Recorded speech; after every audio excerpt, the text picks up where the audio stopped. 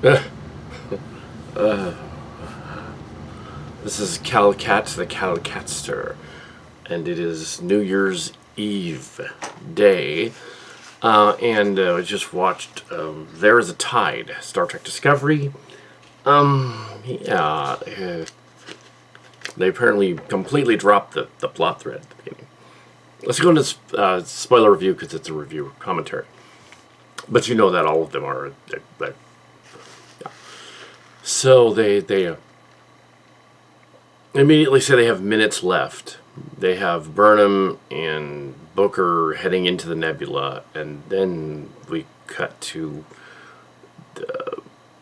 Oyara or whatever. She wants to go to the Federation. Somehow she's figured out, I guess, tracked it or something. They've put all of the bridge crew in the ready room, which I guess is nowhere near the bridge for some reason, even though it would be technically. Even on Discovery, it would be somewhere near it. Them in the conference room, and she wants to go to the Federation, talk to Admiral Vance about an armistice treaty thing. She's clearly evil, but she doesn't know how to be truly like dastardly evil. So she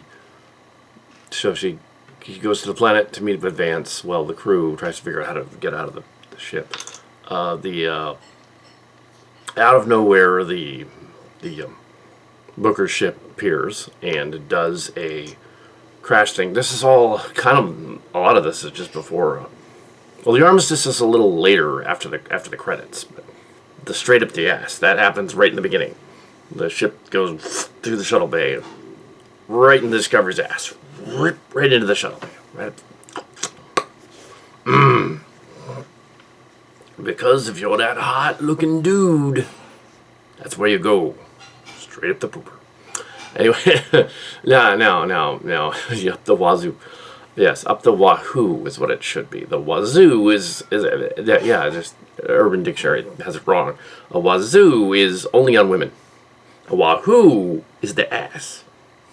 So that's how you know a little Scandinavian for you. It's the other thing. It's the other thing. Yeah. Anyway.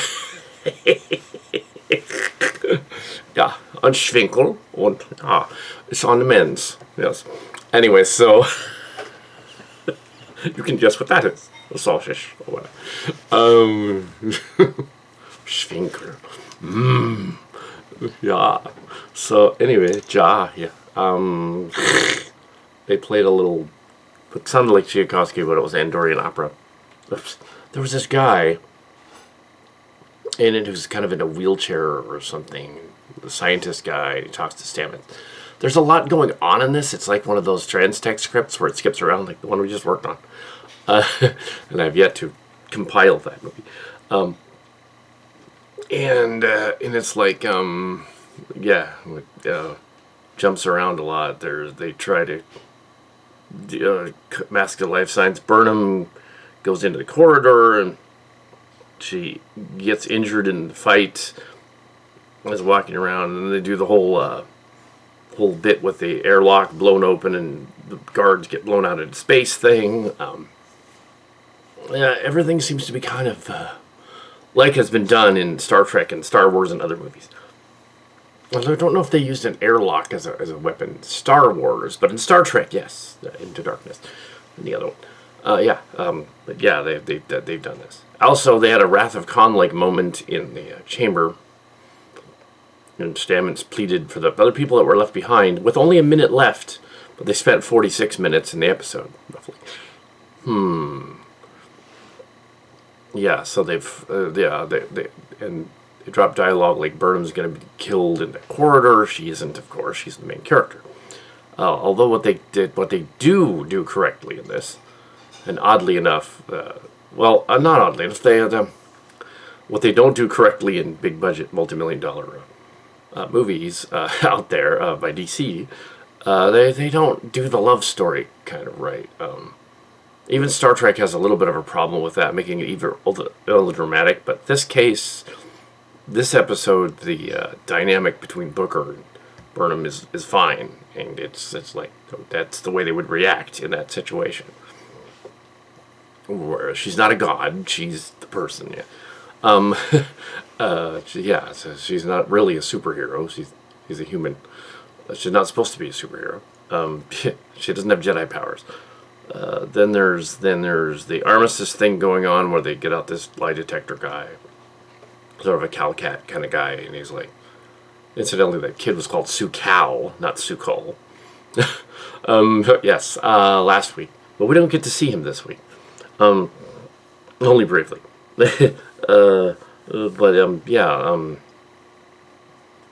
Yeah, he's Sukal. He's Jung Soo Won Cal. They weren't even trying with that name. Yeah, many of the fans were saying, "Why doesn't mainly track yards people commenting?" It doesn't make sense that he has that kind of power, even if he has a amplifier in the dilithium. There have been a couple of books on this, one by Klaus and one by another guy, but I think Kakio or something did a thing on the science and physics of Star Trek, even though Star Trek is kind of silly. The whole premise of the story, because they didn't look it up, they didn't Wikipedia, they didn't go to Memory Alpha for this one. What is the nature of dilithium? How does it work? Of course, Star Trek has many theories, but there are a few episodes that actually tell us kind of what dilithium is.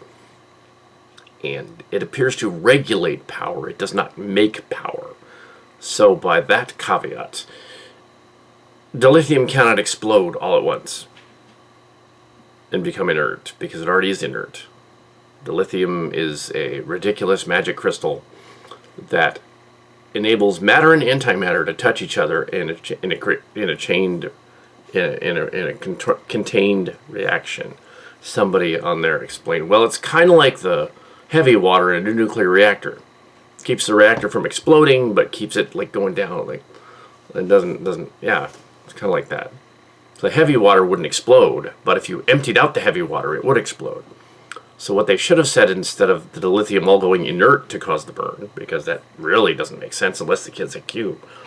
And he's not. The reactors would explode because there would be no way to change the reaction between matter and antimatter, and they would, only if they were active, they would go. Yeah, so dilithium is inert in the Star Trek universe. I mean, it's a made-up sci-fi thing, like monopole from Robotech. It's very similar to that. Actually, it is very similar to that. Monopole in Robotech is a substance that allows the protoculture to work. And the protoculture is engineered from the flowers of life that kind of give it energy and make it do stuff in Robotech. But in Macross, the protoculture is not is people. It's not the fuel. The monopole is separate. Something else. It's in there, but it's separate. It's not protoculture. It's not what they're calling it. The people of the culture freaks out the aliens, which is kind of funny, but kind of silly, but hey, it's a kid's cartoon. Anyway, so in this story, it's like, well, they okay, there's your thing on dilithium, Hey, but I've been engineering on the Starship Enterprise, Oh, no, they can do crystalline restructure. Star Trek 4 established that they had to regenerate the crystals with the nuclear photons and stuff. To regenerate the crystalline restructure. Scotty and Relic said something about crystalline restructure, and Geordi said they recrystallize inside the chamber. So they figured out how to make this inert crystal reproduce itself. So it wouldn't go inert. That it already is. So what Burnham probably should have said to make that scene make sense, as a script and story writer, as a sci-fi person, they should have said that it disappeared. That would have done it, or that it started to gain polarity or something, and the polarity went one way or the other. It became polarized. Yeah, just said that. It polarized. It was no longer monopole. It became north-south, and that's what made it blow up. That would do it. If it suddenly went for the matter instead of the antimatter, big explosion. So it didn't go inert. It went the opposite of inert. It went positive. It blew up. So yeah, there's how that could work. Oh, Captain, I gotta explain the whole thing, Captain. But yes, this episode they don't address that. They address a terrorist negotiation by the evil chain lady, Osira, who is basically the same name as a character in of the Starship Locations from this year, Osira. Although the Osira in my version was not really. It was months ago. A couple of months ago it came out. They couldn't have known about it unless they went through my show's Bible of the book. They couldn't have known about it. The show's Bible is just a show breakdown premise. But they could have gotten hold of the premise because it was 2019 when it was put out. I was writing it, but I didn't put it online. I don't know how they got it. Ooh. But maybe I talked about it. Anyway, so this character is sort of like the green girl from the other one as well. The Uncharted, not Uncharted game, but Uncharted story was an episode of that in 2019, 2020. So that was another one too. And she's kind of like that, but she's kind of not. Yeah, kind of like an older version of the one from Lord X, but not exactly. Just kind of. She's not redeemable, which is weird. I thought maybe the Admiral Vance is clearly like bordering on evil, and he's wearing sort of a cross between a Stalinist uniform and a Nazi one from Hogan's Heroes or something. So his uniform kind of looks a little bit of weird for Starfleet. And he's a good actor. Whoever the guy is doing the acting, good actor. But yeah, nuances and stuff. Although he did wink at the screen when he said, "It'll know when you're lying." Actually, what it was is he winked when he said, when she said it was killing millions or whatever, and he was wink. I don't know why he winked right there. It was weird. Killing millions, wink. And then there were some signs and stuff, and Morse code, the first year of the academy. Of course, they screwed that up too, because they said Morse code, what they meant to say was sign language. It's different. Morse code is when you have a telegraph machine and you're trying to send a signal like SOS, da da da da da da da da da da da da da da. It's a Morse code. It's a series of noises on a plate. They send the noise out and it goes to telegraph before the telephone. Whereas a famous one is SOS, ship in distress, basically. But yeah, then there's so it was sign language. They use sign language to get up the thing. They do this, that, whatever, sign language. This one means you're. That's a really obvious one. Yes. The wazoo. I thought, yeah. Anyway, so, ew. But yes, oops. Oh, I'm getting a fake call from Los Angeles. It's Paramount. I'm not going to answer this. I'm literally getting look at Los Angeles right there. I'm sure it's fake. Yeah. Anyway, that's kind of funny. Yeah. It's not Paramount. No, it was a fake call from Los Angeles. Oh, we found you. Like I wasn't hiding. Do you want me to work for the next season of Picard? Okay. Okay. Yeah. Yeah, I'll be there. Sure. Lower Decks too. Discovery season 4. I don't think I can fix the dumpster fire that's going on. Literally, the burn is a dumpster fire. I'm kidding. It's not. Anyway, so. But yeah, that's kind of funny. Live video. Why not keep that in there? But yeah, it's a solicitor call. It's not real, obviously. Anyway, so. But yes, maybe they want me back. But yeah, no, yeah, this weird. Okay, they have this set which looks a little bit like the set from Star Trek, the third Star Trek movie, Star Trek Beyond. They're probably using their sets. Anyway, that weird room with the tops and the bottom. There's a Star Trek Beyond. I think it's actually part of a mall somewhere. Then they're just using it as the Federation. They dolled it up because it's probably an abandoned mall, so they're able to film in there. That's probably what they're using. It's probably an abandoned mall, what they're using. So, yeah, they lost this thing. They're doing the sign language. It's all over the place. And then they come to. Then the people in that run room, Burnham spaces the guards, and then the other crew escape the room, and then on the bridge they figured out that the Andorian dude, Ram, also from Chimera, he's basically a madman. Basically figures out like how to, he's figured out how to do stuff, and then they bring.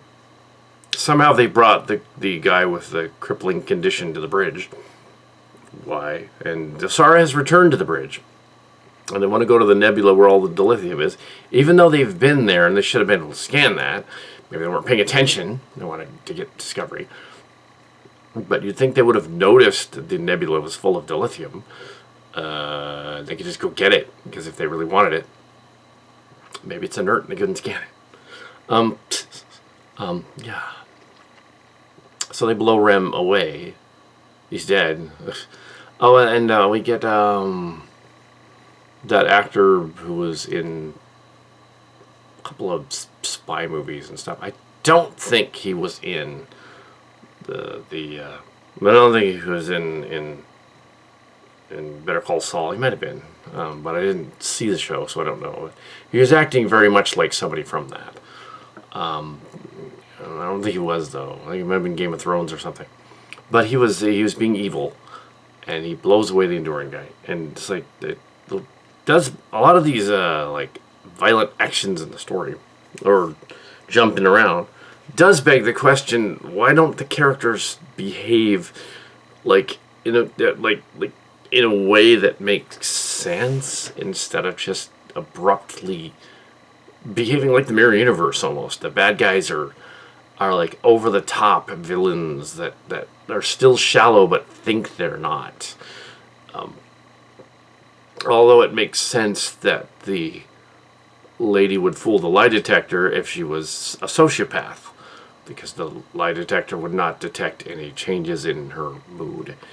She would just be sociopath, she would be evil, or she would have no conscience, so there would be no elevated blood level. She would have less conscience. And, well, yeah, as a villain, she would pass it because there would be no way to detect any changes in, she would just say, oh, I like to blow away kittens or something. And it's like, she would just say that, and it would say, yeah, you're telling the truth, you'd like to do that, or whatever. Oh, I don't want to do that. Everyone would say it would be the same, So, she's a psycho. But yeah, it's like, why would you even negotiate with the Admiral guy? Must be kind of evil, because why would he even consider negotiating with him? It's like, she's clearly a bad guy. Well, maybe he figures, well, she's really not that much of a bad guy. Her attack force is basically pseudo Borg, and with masks on, and stormtroopers basically. I think they call them forcers or something, or. It's kind of messy. But if this is supposed to be part 2 of the last episode, it doesn't really. It's not a part 2. It's its own thing. If that's what they were building up to all season, to have her fight with Booker and the other lady, like, well, at least it's not murky. It's just a little too kinetic. But yeah, they blow Stamets out of the thing in a little pod, and then the little pod guys. Then the other crew storms the bridge, and then they meet the little robots show up. Of course, the little robots that's right out of Transtech. little robots show up. Yeah, I did not write this episode. Seriously, I didn't write it.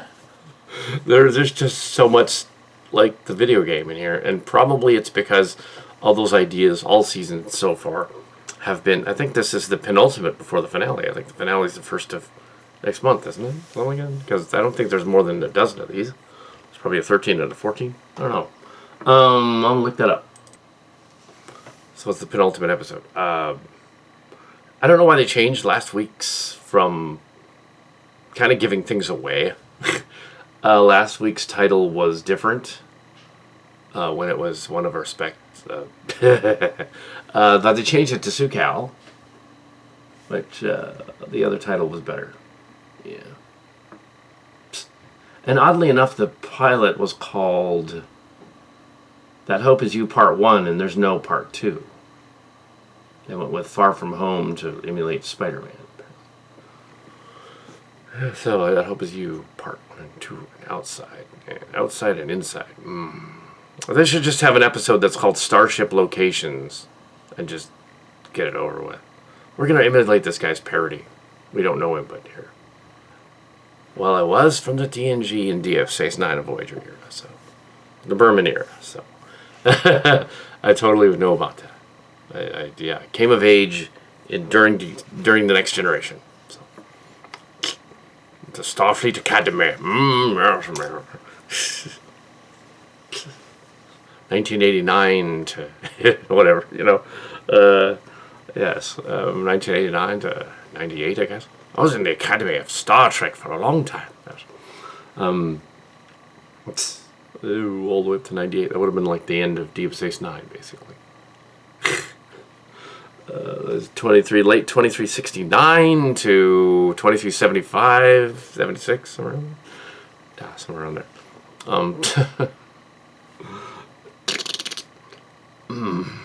And like Chris Pine's character in the other Star Trek during TNG era, of course, my character was a lieutenant in flying ships when he was at the Academy, because he's that cool and he just had a ship.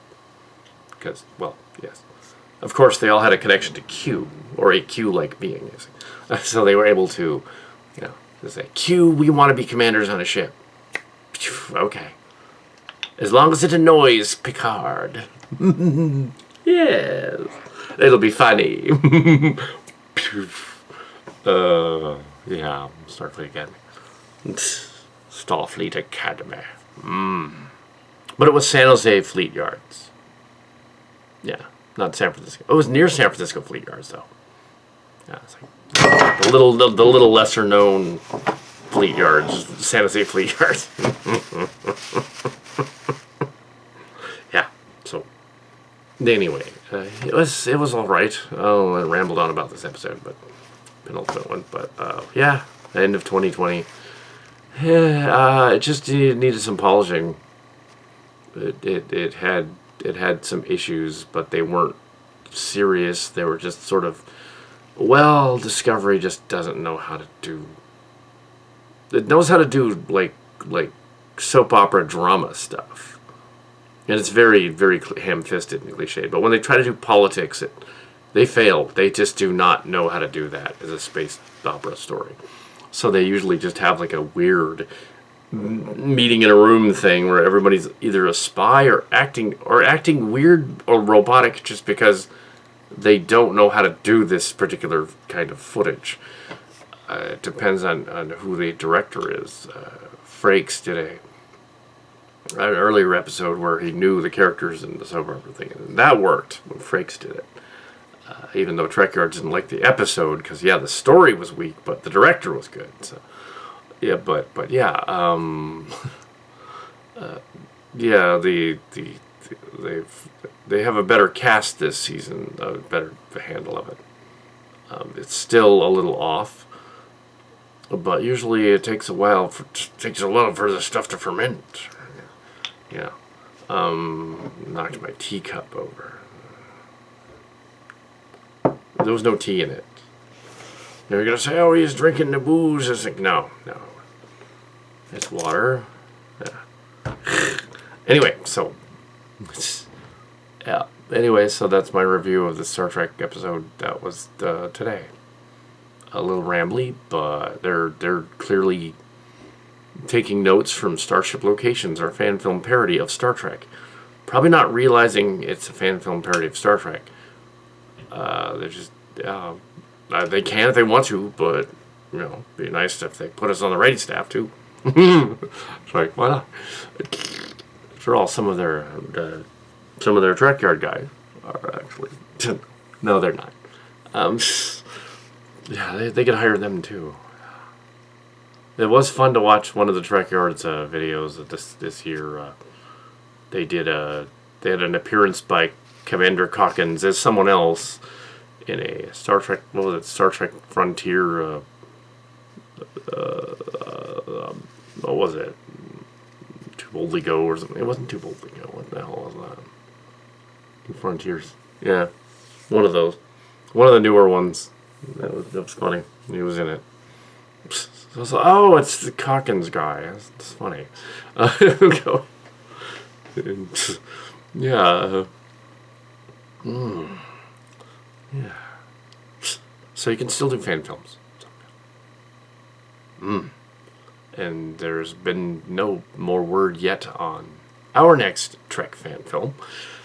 Just because we haven't done anything. We've been doing Transformers all year, and early in probably half of 2021, we'll be doing more Transformers, and then we will do the Star Trek story.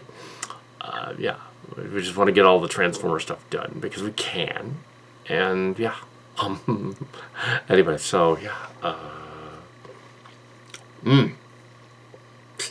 It's not the Farragut. That was a rumor. He's gonna do Star Trek Farragut with Kirk and crew.